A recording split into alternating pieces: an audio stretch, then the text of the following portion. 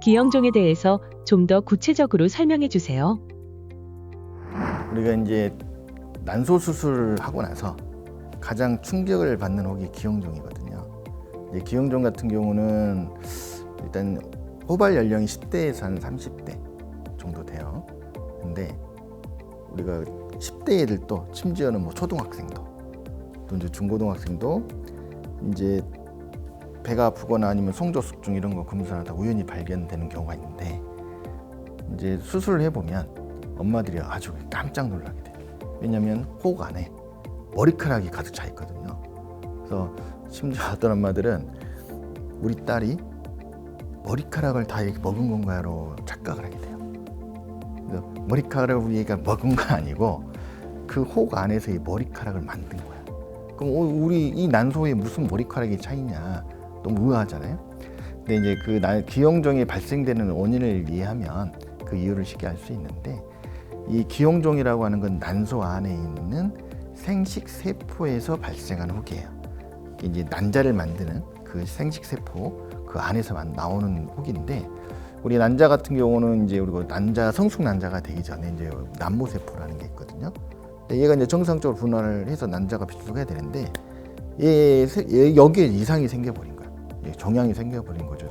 이상 분열이 생겨가지고 이 난모세포는 우리 몸의 모든 장기를 다 만들 수 있는 능력을 갖고 있는 혹이잖아요. 그래서 여기에 종양이 생기다 보니까 이 종양 안에서 머리카락도 만들고 지방도 만들고 치아도 만들고 뼈, 연골, 피부 가지각색의 여러 가지 종류의 혹들을 다 만들 수가 있어요. 내용물을. 그래서 기형종이라고 하는 거는 생식세포에서 난소 안에 있는 생식세포에서 발생한 그런 종양이기 때문에 머리카락이 이렇게 많이 생기는 혹이다라고 생각하시면 돼요. 그래서 이제 기형종 같은 경우는 뭐 사이즈가 뭐 작게는 뭐 3, 4cm 정도 돼야 물론 진단이 되겠지만 크면은 뭐 10cm 이상 넘어가기도 하고 상당히 많이 커지거든요. 그래서 이제 기형종은 진단이 되면 이제 얘 같은 경우는 이제 수술을 꼭 해야 되는 이제 그런 혹인데 이제 물론 이제 기형종 같은 경우 우리가 이제 진단은 초음파로 웬만하면 다 되거든요. 이제 초음파를 보면 그 특징적인 초음파 소견이 있어요. 그 사진상에 보면 여러 가지 초음파 소견이 있는데 이제 우리가 가장 이거는 기형종이다 알 수 있는 건 이제 화면에서 아주 하얗게 보이는 동그랗게 하얗게 보이는 거 이게 다 지방이거든요. 그래서 이제 지방 성분이 있으면 이건 기형종이다 바로 알 수 있는데 이제 어떤 경우는 좀 물 성분하고 섞여 있는 경우도 있어요. 그래서 초음파 소견에서 아주 하얗게 보이거나 아니면 물 성분이 생겨서 까맣고 하얗고 섞여 있는 경우도 있고 이제 아주 저명한 혹 같은 경우는 이제 이 사진에 보면 이 머리카락이 이렇게 뭐 점 선 같은 게 하얗게 찍찍 끄서져 있는 이 소견이 이게 다 머리카락이거든요. 그래서 이런 특징적으로 하얀 줄이 끄서져 있는 뭐 까만 거는 물 성분, 하얀 거는 지방 성분, 그다음 아주 진한 석회화 된 것처럼 하얀 점같이 섞여 있는 이런 성분은 이제 머리카락이라고 생각하시면 돼. 그래서 이거는 기형종이다 누구나 이제 보면 알 수 있거든요. 그래서 이런 사진이 보이면 이제 우리는 기형종을 이제 쉽게 이제 진단할 수 있습니다. 하지만 이제 초음파 소견에서 이제 뭐 기형종이 맞다고 바로 뭐 수술할 수도 있지만 가끔은 이게 이제 이 난소암 악성 위험도 이런 걸 평가하기 위해서 우리가 수술 전에 이제 난소암 표지자 검사, 혈액 검사를 CA125 등 여러 가지 몇 가지 있거든요. 그래서 요거 혈액 검사로 암에 대한 위험도 평가해 보고 또 이게 가끔은 기형종인 것 같은데 어떤 경우는 간혹 가다가 이게 경험이 많지 않을 때는 장을 갖다가 이렇게 기형종으로 오인하는 경우가 있어요. 장 음영이 각 혹으로 보이기 때문에.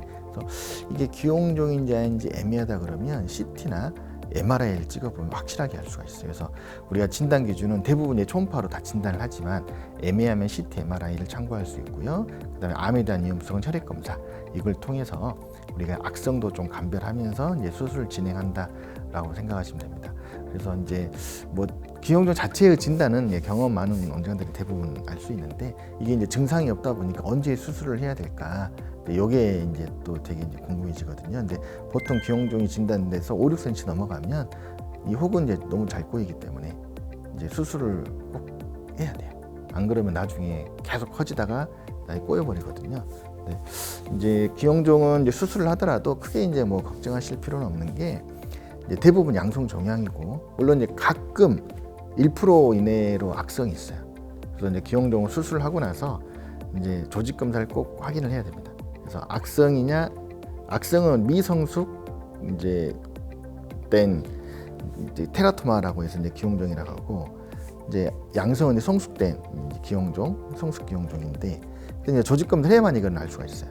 그래서 최종적으로 우리가 이제 수술을 하고 나서 이제 악성이냐 양성이냐 꼭 감별된 걸 확인을 필요하고, 양성 종양으로 나오면 요거는 수술로 끝나는 거예요.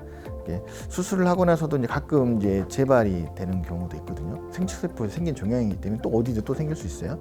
오른쪽 수술했는데 몇 년 지났을 때 또 왼쪽에 또 생기는 사람도 있고, 오른쪽 수술했는데 몇 년 지나서 다시 그 자리에 또 종양이 생기시는 분도 있어요. 그래서 1년마다 수술하고 나면 꼭 추적 관찰은 해야 되고, 수술할 때 내 난소가 이제 많이 파괴되면 어떡하나 이런 걱정도 많이 하실 건데, 기형종은 뭐 자궁내막증은 대부분 좀 난소 파괴 심해서 걱정이지만, 기형종 같은 경우는 코가고 이제 낭종하고 이게 잘 벗겨져요. 여기 이제 수술 사진을 한번 봐보시면 이게 난소 낭종이 이게 크게 생긴 혹인데, 이게 지금 종양 좀 까맣게 보이는 게 지금 머리카락 음영이 보이는 거거든요. 근데 난소 껍질하고 이렇게 종양하고 손쉽게 벗겨져요. 수술하다 보면 우리가 이 혹을 안 틀려고 노력을 하는데 하다 보면 많이 터지긴 해요. 근데 이제 이분 같은 경우는 다행히도 잘 안 터지고 잘 벗겨진 경우인데, 이게 이렇게 난소하고 종양하고 잘 벗겨지기도 하고 출혈도 그리 많지 않아서 기형종은 난소 파괴 없이 안전하게 이제 수술할 수 있는 그런 혹으로 생각하시면 됩니다. 이제 기형종 같은 경우 하여튼 뭐 이게 기형종은 진단되면 상당히 머리카락 때문에 놀라고 드라마틱한 혹인데, 하여튼 99%는 다 양성 종양이기 때문에 이제 수술만 하면 잘 끝난다. 난소 파괴도 잘 되지 않는다.